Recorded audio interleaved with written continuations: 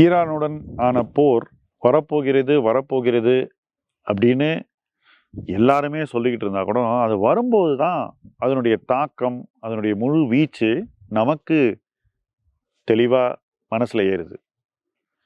உதாரணத்துக்கு சொல்கிறேன், இன்னைக்கு வளைகுடா நாடுகளில் இத்தனை நாடுகள் மீது ஈரான் ஒரு தாக்குதலை கையெடுக்கும் அப்படின்னு எவ்வளோ பேர் எக்ஸ்பெக்ட் பண்ணியிருப்போம்? நிறைய பேர் எக்ஸ்பெக்ட் பண்ணல.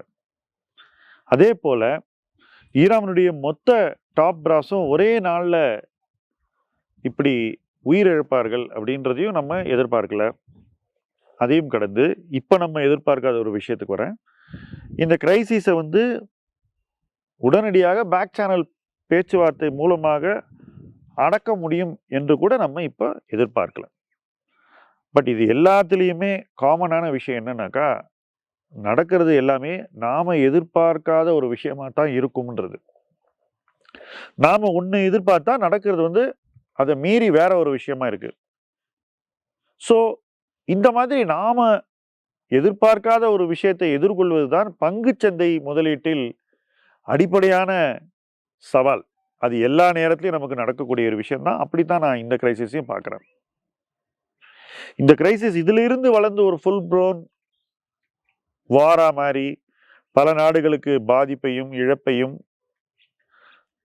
எக்கனாமிக் டேமேஜையும் உருவாக்குமா அப்படின்றத இப்போ நம்ம சொல்ல முடியாது. பட் லாஜிக்கலாக யோசிச்சு பாருங்க, அப்படிப்பட்ட டேமேஜை உருவாக்குவதற்கு எத்தனை நாடுகள் தயாராக இருக்கும்னு. ஏன்னா நம்ம போய் இன்னொரு கண்ட்ரியை டேமேஜ் பண்ணால் எல்லா கண்ட்ரியும் சேர்ந்து நம்மளை டேமேஜ் பண்ணுற ஒரு சுச்சுவேஷன் இருக்குது இன்னைக்கு. அதனால தான் இன்னைக்கு போர்கள் ரொம்ப காலம் நீடிப்பதில்லை. அண்ட் யாரும் ஒரு போருக்கான செலவை ஏற்றுக்கொள்ளக்கூடிய இடத்தில் இல்லை, எந்த நாடுமே இல்லை.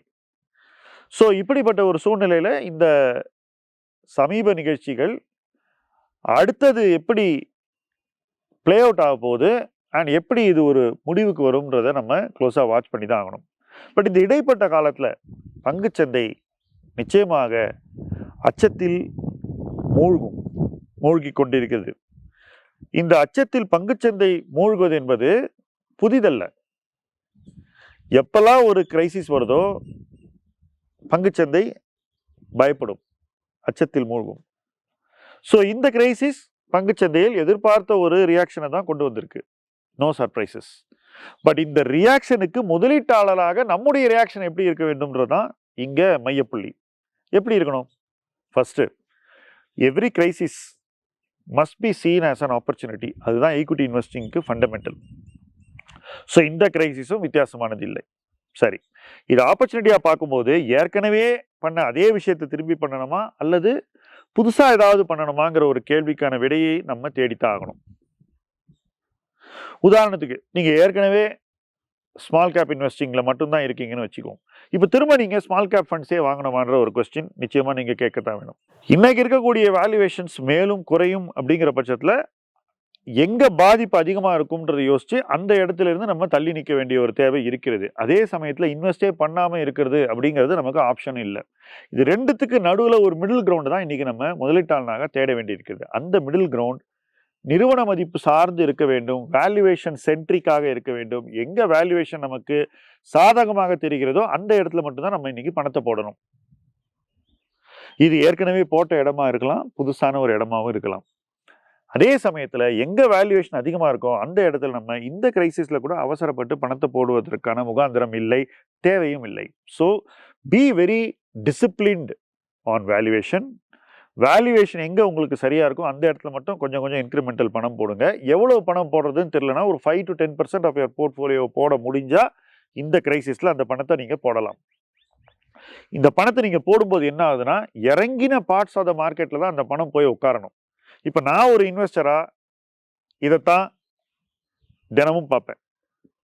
இன்னைக்கு இந்த பணம் வந்திருக்கு நமக்கு, இதை நம்ம எங்கே இன்வெஸ்ட் பண்ணலாம், எங்கே வேல்யூவேஷன் நமக்கு ரொம்ப சாதகமாக இருக்கோ, எங்கே இன்வெஸ்ட் பண்ணால் நமக்கு மேக்ஸிமம் பெனிஃபிட் கிடைக்குமோ அந்த இடத்துல மட்டும்தான் இந்த பணத்தை இன்வெஸ்ட் பண்ணணும். Subject to overall risk management of the portfolio. Suppose ஒரு இடத்துல ஏற்கனவே ரொம்ப பணம் போட்டிருந்தா அந்த இடத்துல மேலும் பணம் போட்டாக்கா அது போர்ட்ஃபோலியோக்கு ரிஸ்க் ஆகும்னா அங்கே போடக்கூடாது.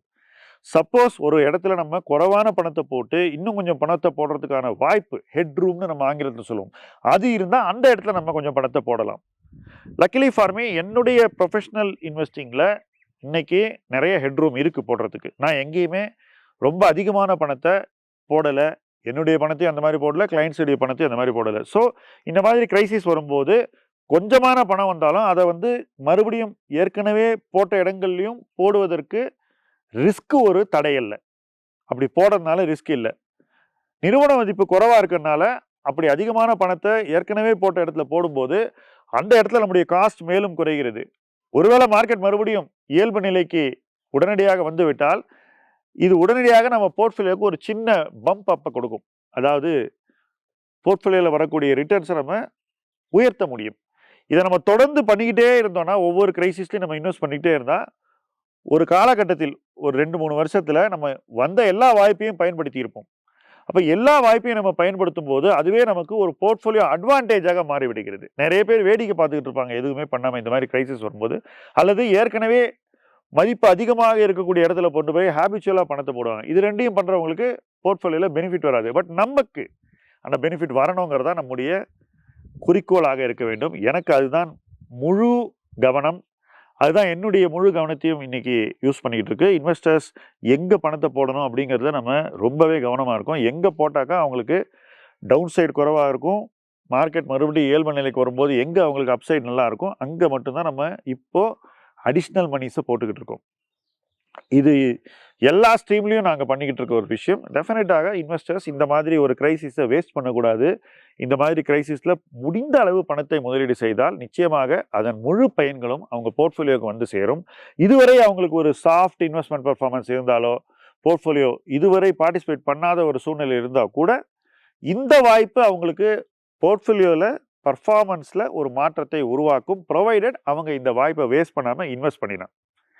So never waste a good crisis. இந்த கிரைசிஸ் ஒரு நல்ல முதலீட்டு வாய்ப்பாகத்தான் எனக்கு தெரிகிறது. இந்த முதலீட்டு வாய்ப்பை சரியான நேரத்தில், சரியான அளவு, சரியான இடத்தில் நீங்கள் பயன்படுத்தி கொண்டால் இதிலிருந்து நீங்கள் மீண்டு வரும்போது ஸ்ட்ராங்கராக வருவீங்க, இன்னும் ஃபோர்ஸ்ஃபுல்லாக வருவீங்க, பெட்டர் ரிட்டர்ன்ஸை நோக்கி பயணிப்பீங்க. அந்த இடத்தை நோக்கி இணைந்து பயணிப்போம். முதலீட்டு களம் உங்கள் களம். நன்றி.